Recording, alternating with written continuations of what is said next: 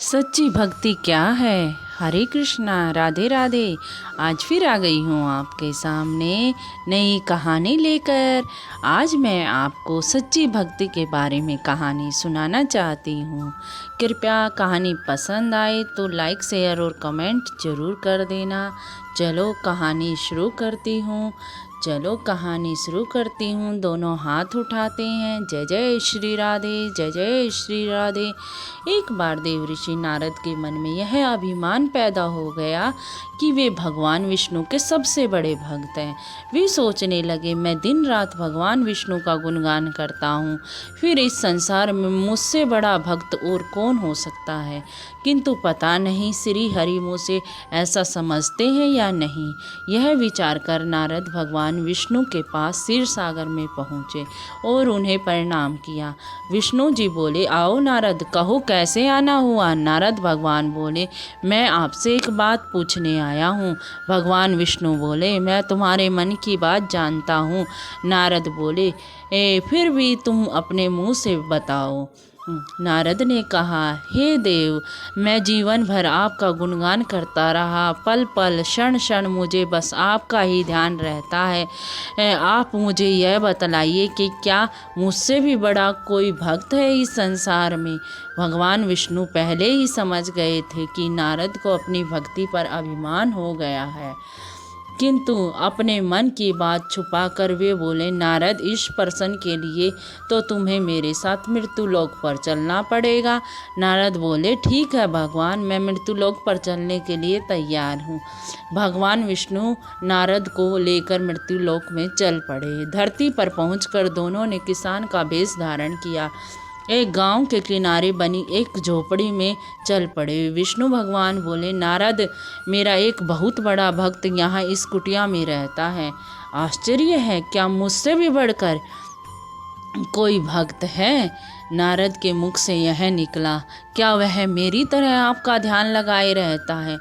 आओ स्वयं जान ही लो, विष्णु ने कहा और उस कुटिया की ओर बढ़ गए। किसान उस समय कुटिया के बाहर अपनी गायों को बांध रहा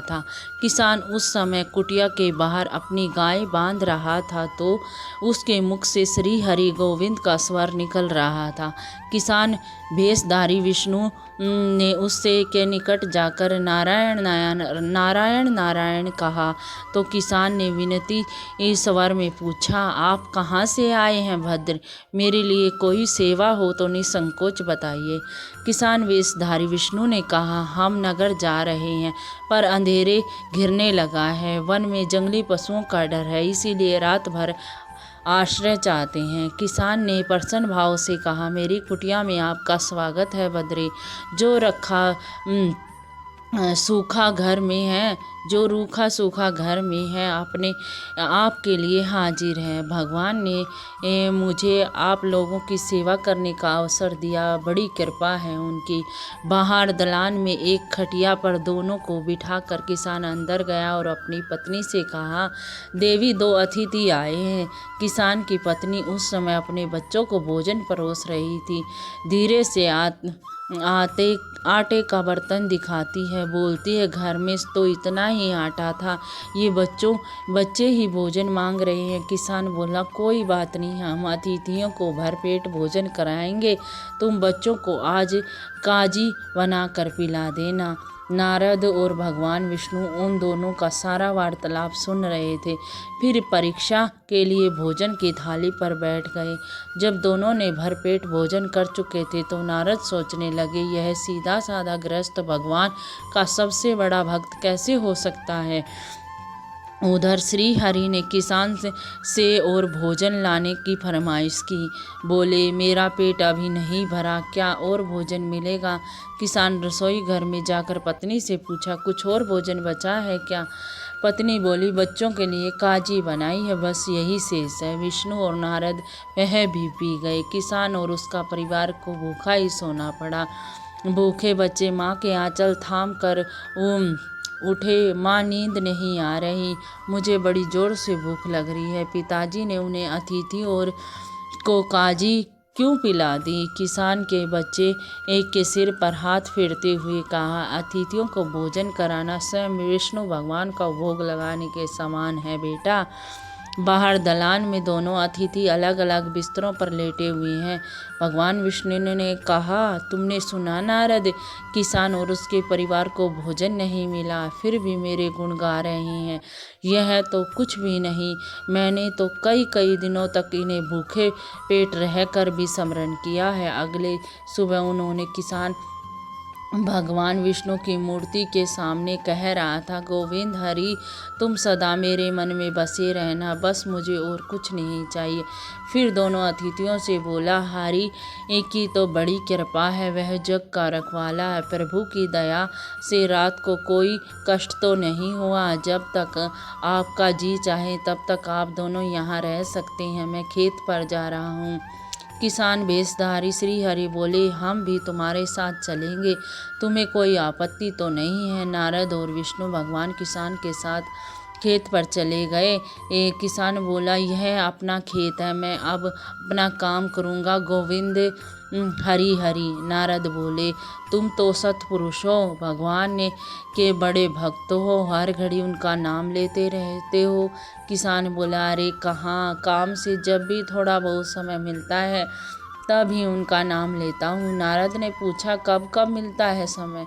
किसान बोला, सुबह उठता हूँ तब, रात को सोता हूँ तब, दिन में जब काम से समय मिल जाता है। ओह समझा। नारद के मुख से इतना ही निकला।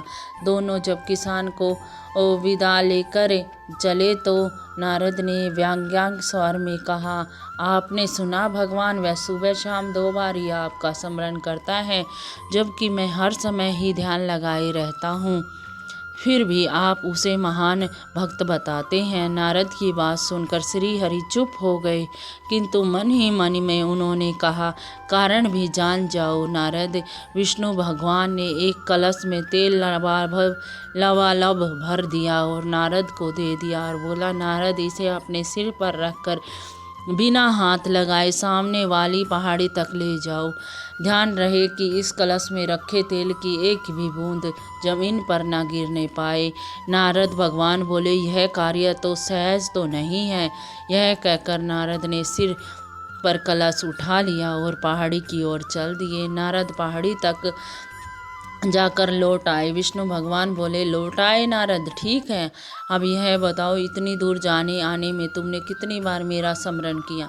नारद भगवान बोले, एक बार भी नहीं भगवान, करता भी कैसे, मेरा सारा ध्यान तो तेल कलश की तरफ था।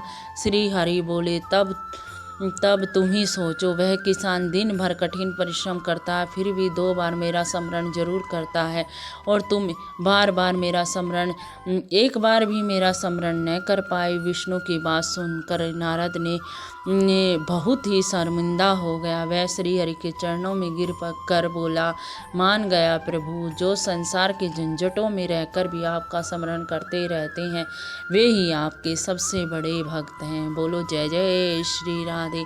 इसलिए नारद भगवान ने भी मान लिया, गृहस्थ आश्रम ही सबसे बड़ा भक्त है। चाहे हम भगवान का नाम 2 ही टाइम लें, उसी से हमारे भगवान प्रसन्न हो जाते हैं और हमें आशीष देकर चले जाते हैं। बोलो दोनों हाथ उठाकर जय जय श्री राधे श्री राधे श्री राधे श्री राधे।